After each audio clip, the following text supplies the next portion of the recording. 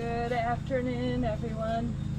Welcome to Fertile Soil Friday. It's going to be a little loud. I hear we have somebody mowing next door, so I'll try to talk loud so you can hear me. Can't help it. You do what you gotta do. So, I hope everybody's good today. We've got Labor Day weekend coming up here and beautiful weather. Absolutely gorgeous weather today. And coming up, the next couple days are going to be swell. So, here we are. Did you ever hear of flowers talking? Well, they don't really speak with their mouths because they don't have mouths, of course. But flowers have been known for centuries and centuries to be used as symbols for a kind of cryptic language. The language of flowers. It's so beautiful, and it makes usually good sense. So first we're going to talk about the symbolism of flowers just a little bit in the history, and they're actually referred to as symbols in the book, the Song of Solomon, which is in the Old Testament in the Bible.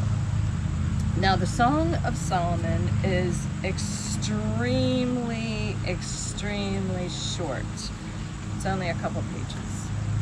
And the Song of Solomon is in the Hebrew Bible, and actually being in the Hebrew Bible, it is part of the Megillah, which is 5 scrolls that are part of their Hebrew Bible, which I don't know a whole lot about, but I do know that part. And what they do is they read the Book of Solomon during Passover. The Song of Solomon is a great big love story, a love poem of sorts. Now, there's many different interpretations of this book in the Bible. First of all, the author is pretty unknown. They're not exactly sure who wrote this. They actually think it might have been a woman, a bride, a newly married bride.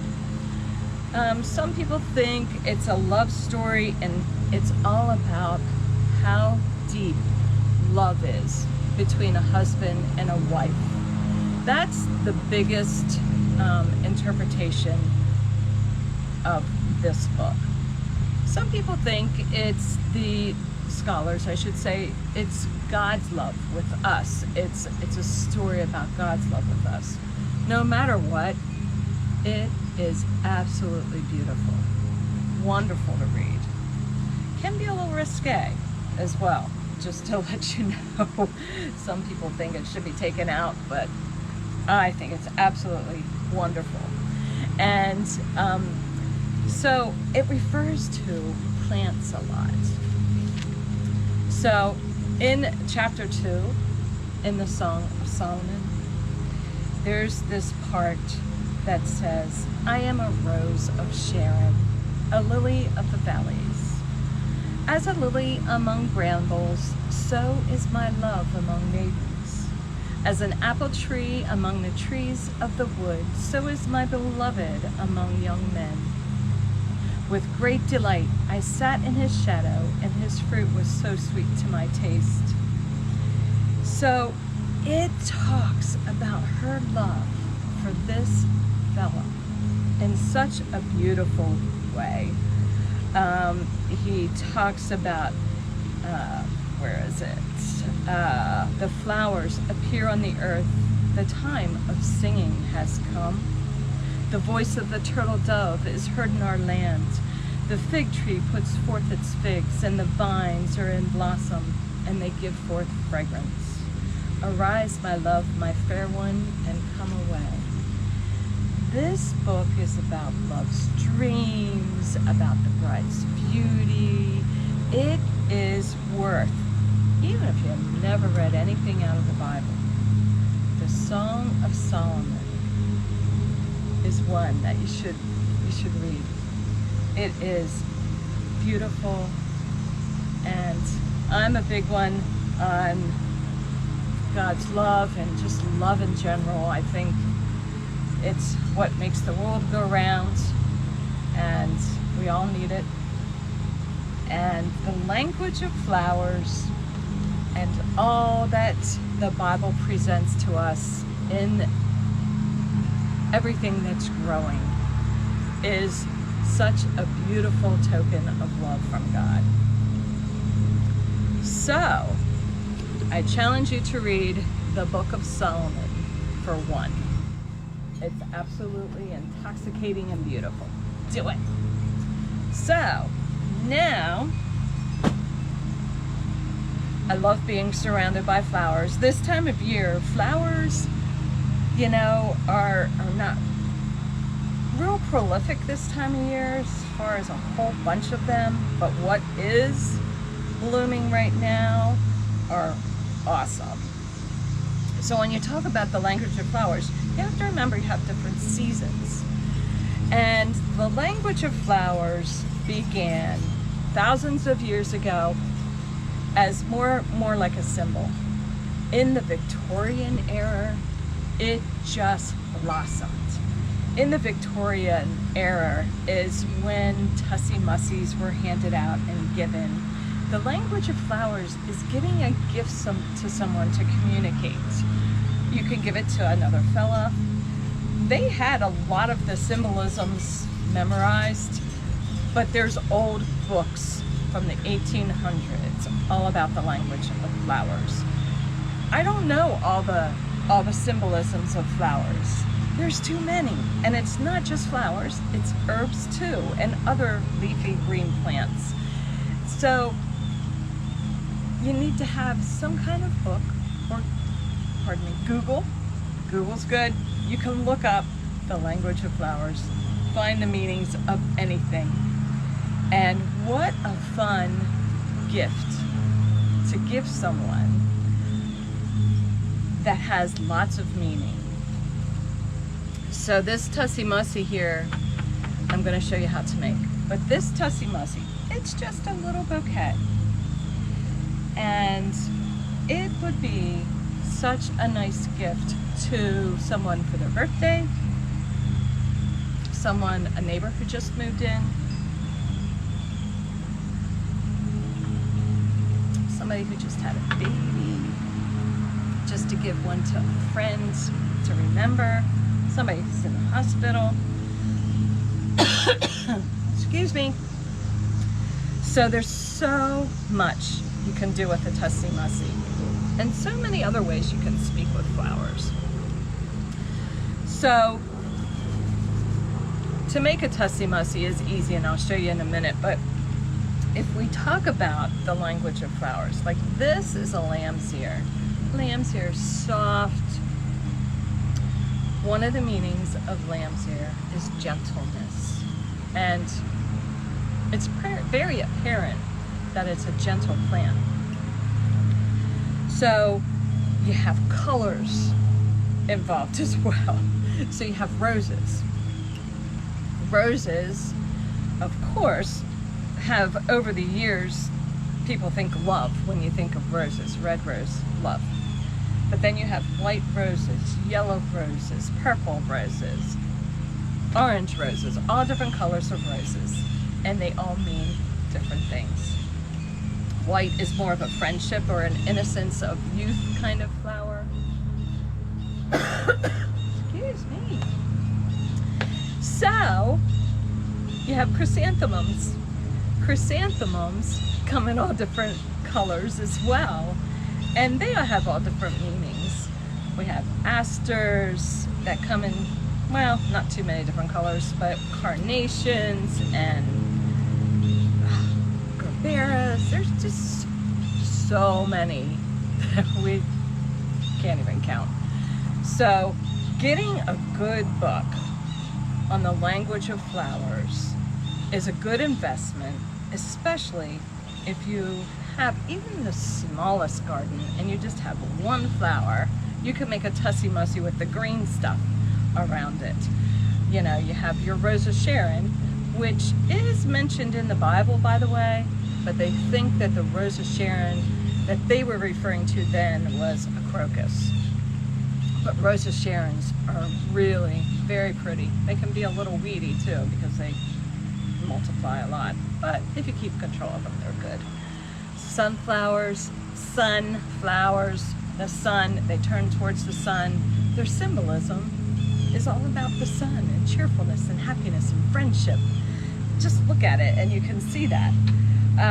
Rosemary for remembrance. I spoke about that a couple weeks ago and I talked about rosemary because when you smell rosemary, one of the properties of rosemary is helping your memory. So rosemary for remembrance, friendship remembrance. We have all different kinds of artemisia. There's no flowers here, but artemisias stand for something that's everlasting. So you can put flowers together to mean something special to someone. And you can actually, if you wanted to, like create a sentence with it if you wanted to. Don't have to. And what I do when I give these little Tussie Mussies as gifts, I just use a little recipe card and I write down what flowers are in it and what they mean. Because of course, everybody doesn't know what all these flowers mean, and it makes it really special to them if they know why you gave them a little Tussie Mussie. Tussie Mussies can actually be dried when you're done with them. If somebody really wanted to keep them and they like them, they don't look as lovely when they're dried, but you know, you can still dry them. So when you want to make a Tussie Mussie, it's easy.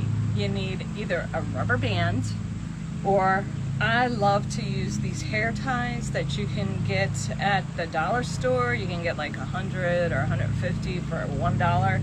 They last a little better and they're a little stronger than rubber bands. And I also use these when I dry my herbs as well. They just last a long time. It's handy to have a piece of paddle wire or a piece of wire and any kind of ribbon or lace or something to tie around the bottom. You can be as feminine or masculine as you want to, because you can actually give these to men and women. It doesn't matter. It depends on what message you want to send them.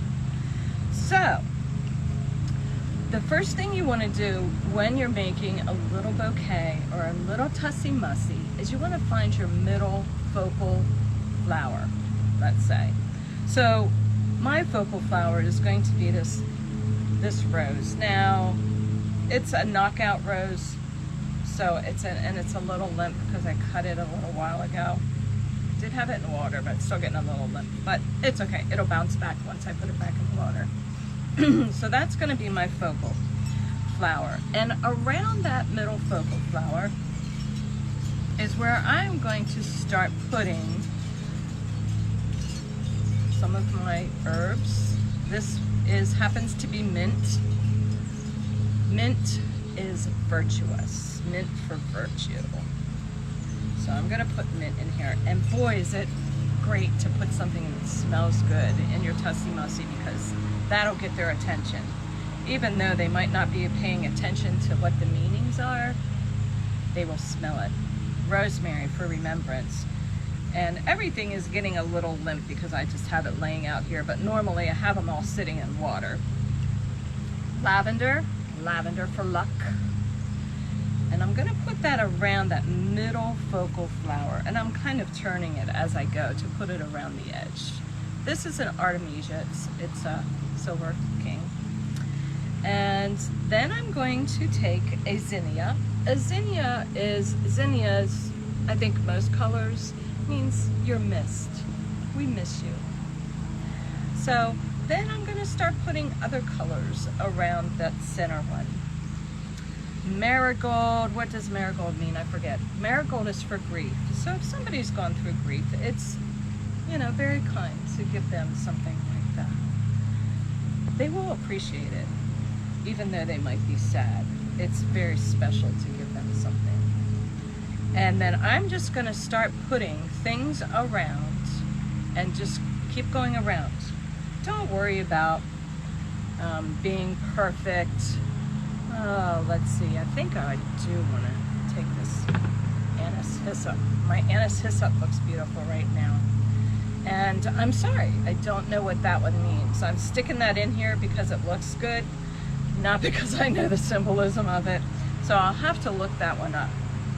You don't want to make it really, really big. You don't want to overwhelm with symbolism. So I'm going to just get it about that far.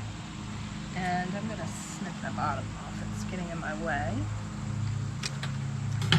And just take your handy dandy rubber band or hair tie and hold it together at the base of those flowers. Push it up to the base of them. So it holds on. There we go. Okay, so now you got that center part. Now I'm going to take my wire. Now at the end of the wire, I'm just going to bend it like that. And I'm going to stick the end of that wire deep down in the middle of your bundle. It just holds the end perfectly. And I'm going to wrap it around just once so that wire's stuck on there, okay? So, at the base or around the bottom of your Tussie Mussy, it's good to put larger leaves to give it like a fan shape around the bottom. I love to use the Landseer for that. I'm gonna hold it upside down because they're a little floppy. Another good leaf for this hosta. Hosta is great to make a fan around the bottom. So just make it according to the size that you're making. Put these around. It's not hard. You don't have to be a florist to do this. And you can be very creative on what you're putting in it. Normally it takes 5 large leaves around the bottom, so there's 5. And then I'm going to continue wrapping that wire around my base leaves to hold them into place. It's not really a science, this is just how I do it.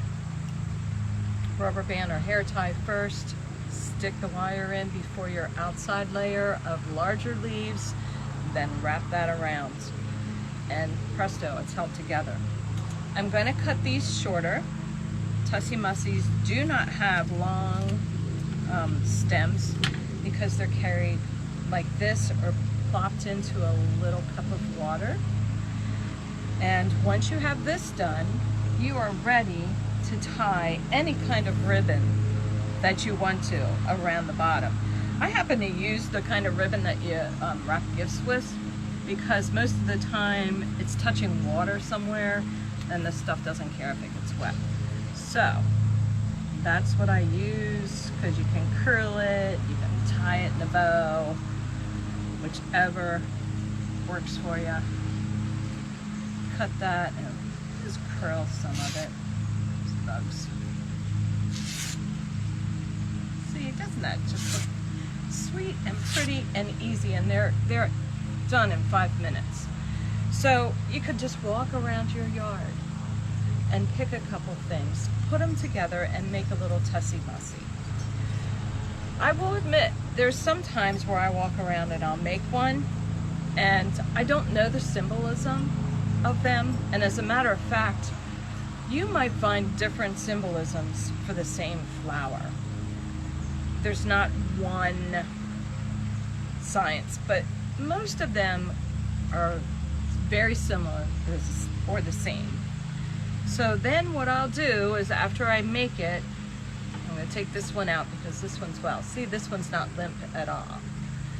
Put it in a small little jar of water and let it sit. Now, if I'm going to give this as a gift, I like to make it several hours or the night before I'm going to give it away because you want your flowers to be conditioned in a way so that they soak up a lot of that water before you give them, because as you can see, that one was a little limp when I was making it. This one has been made for a couple hours, so it's doing well, and it's all firmed up and it's ready to go.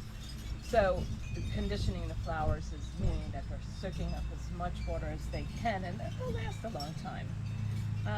If you're giving it to somebody at work and they don't have water available, it's up to them. They don't have to put it in water. They can just let it like this and let it air dry and let it dry out. So symbolisms of flowers is such a fun thing. You can use herbs. Herbs have lots of herbs have lots of symbolism as well. And like I said, I don't know them all. I have to look it up. And when I make something that I don't know, then I just get my book out and say, oh, and guess what? It always works out. If I'm going to keep it for myself the way I'm feeling, sometimes I just go through my garden, pick, put it together, put a little thing. I like to have flowers in my house a lot. But when I look up the symbolism, usually it matches either my mood or it matches something that's occurring in the world. It's kind of funny how that works out, and I'm sure that's God helping me out there. But you have like ivy you can use in, and that means fidelity. Lilac, joy of youth. Some of them aren't so upbeat and happy, some of the meetings, as a matter of fact. Let's see if I can find one that is not so good. I know there's one in here that, like the hawthorn berry. Well, that does say hope. I was reading that wrong. But with some of them, hidden worth, like you're suppressing things, and the hidden worth comes from coriander. Daffodil, best regards. Fern, fascination. There is just, and it goes on and on and on. Apple blossoms. It doesn't have to be just flower bushes. It can be trees that are blooming. We are just given so many good gifts in our garden that I want you to be able to enjoy them and, you know, just enjoy. Kids, go out in the yard and start picking things and put it together and give it to your mom. I mean, as babies, as children, we went outside and we picked a dandelion and we brought it in and we gave it to our mom. Giving gifts of flowers makes you happy. It makes you smile. Weddings and funerals also. It's a symbolism. Everywhere that flowers are used, think of their symbolism and their beauty and what joy they bring to you. So I don't have a whole lot of focus on a specific herb today. I wanted to do this language of flowers for you guys. I think I'm gonna have to take a break from doing fertile soil every Friday. Here we are, we're on Labor Day weekend coming up, and my life gets quite busy when my Christian Ed hat comes on in September, when I start faith formation classes for the kids and the confirmation kids at church. This year it's going to be a little bit of a challenge. We're going to be doing in person and virtual. So however anybody's comfortable, they can either come or they can watch in their jammies. I don't care. I'm reaching out and I'm touching to them, but that means it takes me a little bit more work to prepare for that. And I'm going to start a Fertile Soil Junior to have things for the children to learn from the earth and from nature and from flowers and herbs. So you can watch that too. But it'll be Fertile Soil Junior, focused to the young people in our world. And so I will see you next spring for sure, because I really enjoyed doing this, and I enjoy sharing faith and hope and love and joy in the garden and nature that God gives us. But I might come back every once in a while for something special between now and spring, but I can't do it every Friday. I'm running out of energy and time to do all of this. So I wanted to let you know that. I have enjoyed this immensely. So, with that being said, I am going to end with a little prayer today and remind you the Book of Solomon.